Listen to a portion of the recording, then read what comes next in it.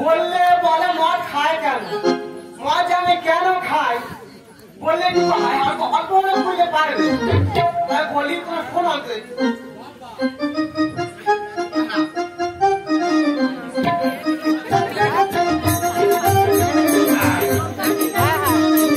আমার বউ সকালে বেরোবে রাত 10টায় ঘরে আসবে।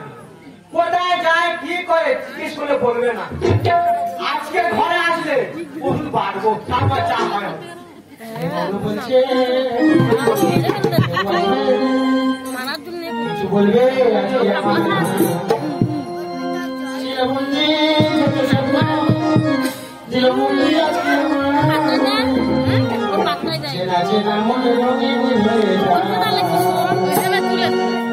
ভালোবাসা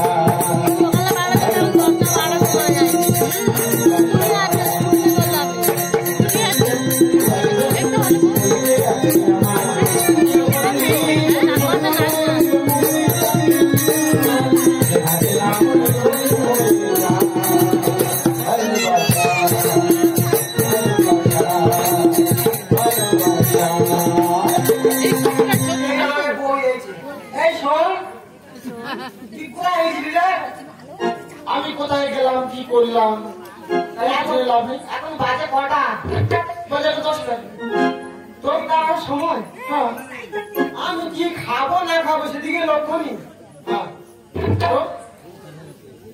কোথায় গেছিলি বল। দেখো রাগারাগি করো না, আগে পরীক্ষাটা নিই তারপরে। কটা আঙুল? দুটো আঙুল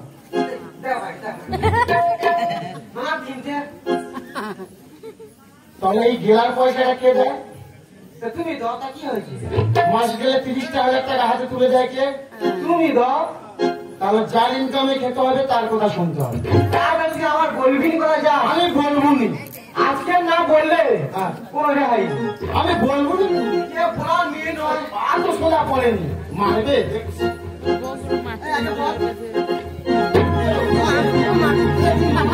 আগে বল।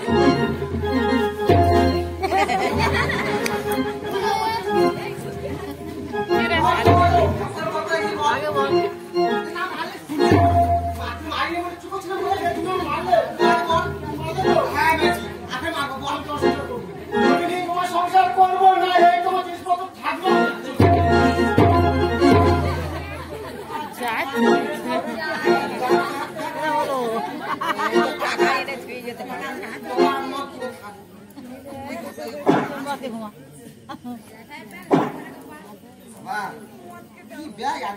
ফোনটা দেখি কোনটা না হবে।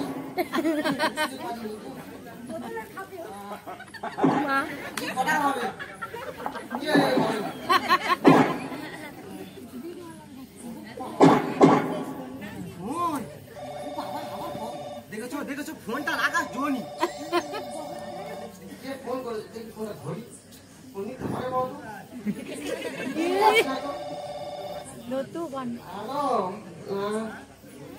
কে বলছেন? স্বামী। ওই জন্য বলি কোথায় যায় কি করে আবার এত টাকা 30,000 টাকা করতে পায়। আচ্ছা হোক দেখি। হ্যালো মনে হয় মেয়েরও এই মেয়েটাতে কি করবো আজকে বেরোর মতো কেটে আচ্ছা মনে চা করবো তারপর যা হবে। হ্যাঁ হ্যাঁ বল বল। হ্যাঁ হ্যাঁ বল। হ্যাঁ ধরলো তা?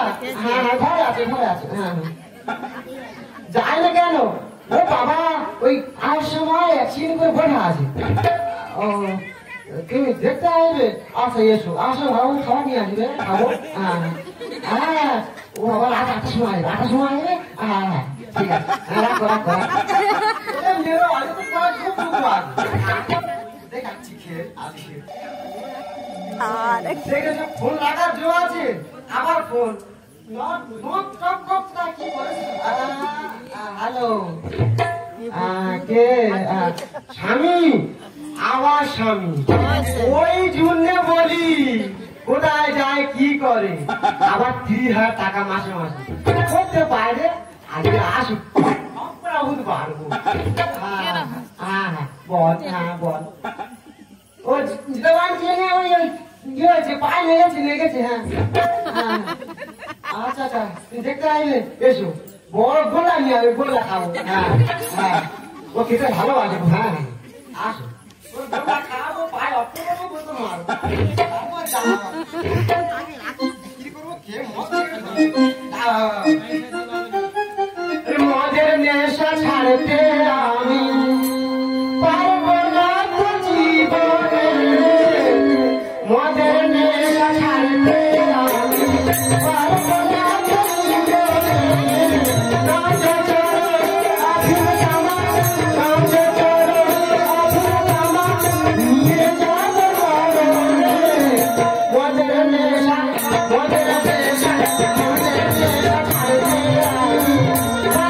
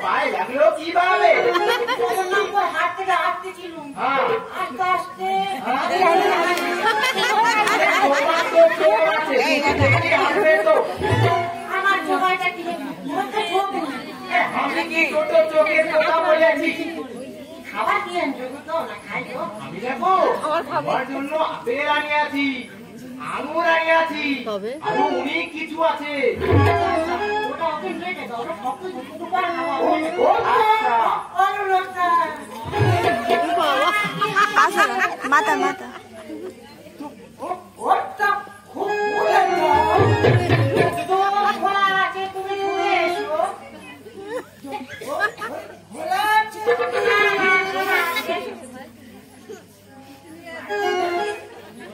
Thank you.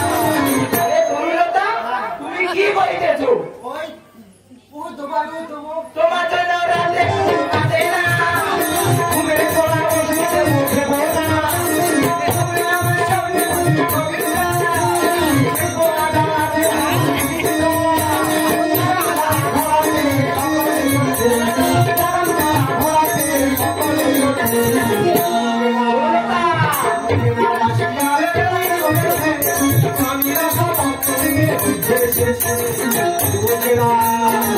তরুণতা আমার চেষ্টা কি গো? আরে তরুণতা, আরে কামে যেতে হবে, তাড়াতাড়ি চলে তো। যাবো যাবো।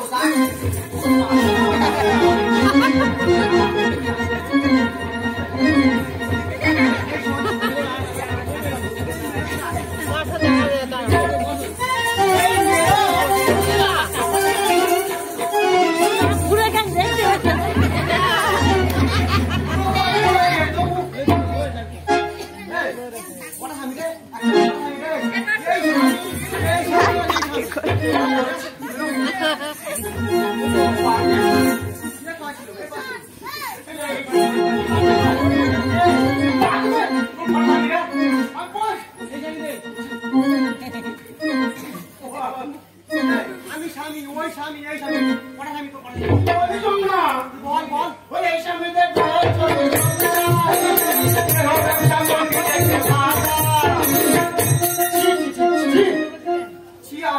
এখনো পর্যন্ত সেই নোংরা মনোভাব আছে। মানে ইনকাম করবে না, বসে বসে খাবে, আবার আমার উপর সন্দেহ করবে।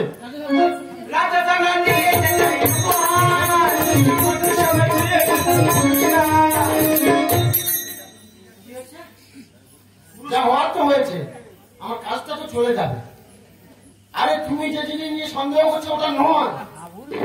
আরে আজকের পাড়ার মেয়েরা কেউ যদি কোনো কাজে যায়, একটু ভালো সেজে বুঝে যায়, কিছু কিছু মেয়েরা বলে, মেয়েরা হচ্ছে মেয়েদের সঙ্গে তারা কি বলে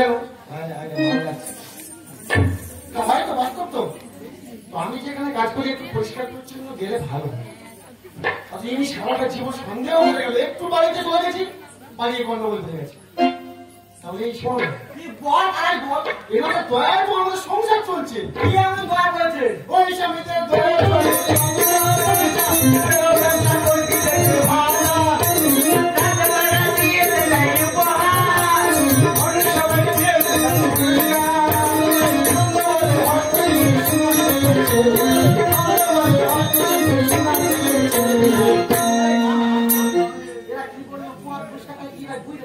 সেটা স্বামীজির কাছ থেকে হতো, জেনে নাও। পাটা সোজা করে দাঁড়াও দাঁড়াও দাঁড়াও। বল। শুনো। হ্যাঁ হ্যাঁ বল। আমি তোমাকে কি করিতেছি? হ্যাঁ হ্যাঁ বল। আমার না একটা অনাথ আশ্রম আছে। আমার তাতে কি? আরে শুনবে তো আমার কথাটা। হ্যাঁ, বল বল। ওখানে ছোট ছোট অনাথ শিশুদেরকে বড় করে তোলা হয়। ওখানে আপনার বহু কাম করে, দিয়ে আমি উনাকে 15,000 রুপায় মাইনে দিই। আর আপনি যে আমি কথাটা শুনে এত রেগে যাইতেছেন না, সে স্বামী নয়। আমি যেখানে থাকি ওখানে আমাদেরকে স্বামী নামে ডাকা হয়। जैसे स्वामी विवेकानंद, स्वामी निगमानंद, ऐसे ही हमारा नाम है स्वामी प्रेमानंद।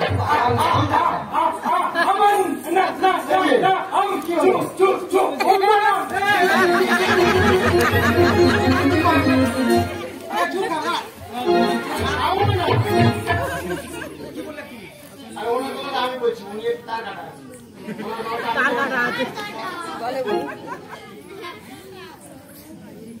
উনি একজন এই তোমাদের মধ্যে এইরকম বাঁদর ছেলেপুলেদের জন্য একজন দায়ী হয়ে বসে আছে। দায়টা কি না, এইসব ছেলেপুলেরা যত মদদারি খাচ্ছে, বাড়িতে গন্ডগোল করছে, বাবা মাকে দেখছে না, সেই বৃদ্ধ বাবা মা উনি বহন করে চলছে, কারণ ওনার বৃদ্ধাশ্রম আছে। তাহলে ওই বৃদ্ধাশ্রমের বৃদ্ধ বৃদ্ধাদের আমি দেখাশোনা করি। আর সরকারি হস্তশিল্পের জন্য প্রচুর টাকা দিচ্ছে, দিচ্ছে তো। তার জন্য ওদের কিছু হাতের কাজ শেখাচ্ছি, যাতে ওরা আবার ওদের অন্তত হাত খরচা বছরে চালিয়ে দিতে পারে। উনি সংস্থাতে কত টাকা দেবে?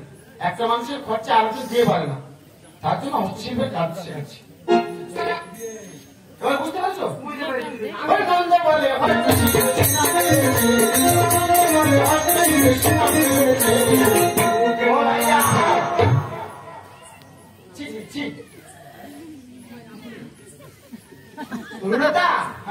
তুমি কালকে সময় মতো কামে চলে যাবে। হ্যাঁ, আমি কাজে যাবো, আমার বাড়ি যত অশান্ত আমি কাজে যাবো। ঠিক আছে, চলবে কি করে? তাহলে আমি এখন আসি। আসুন। স্বামীজি, হ্যাঁ বলো। আমার স্বামী যে ব্যবহার করেছে, যে ব্যবহার করেছে না, হ্যাঁ, ওর জন্য আমি আপনার কাছে ক্ষমা চেয়ে দিচ্ছি। ঠিক আছে, আমি ওনাকে ক্ষমা করে দিলাম। ঠিক আছে, আসুন তাহলে। হ্যাঁ, আমি তাহলে এখন আছি। হ্যাঁ, হ্যাঁ, বলুন।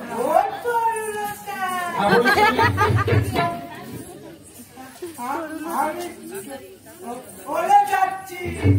ঠিক আছে, এই গন্ডগোলের পরে আমার স্বামী যে ভুল করেছে স্বামীজি, তার জন্য আপনার কাছে বড় করে ক্ষমা চেয়ে দিচ্ছি। ওকে ঠিক আছে, ওকে ঠিক আছে, ওকে ঠিক আছে।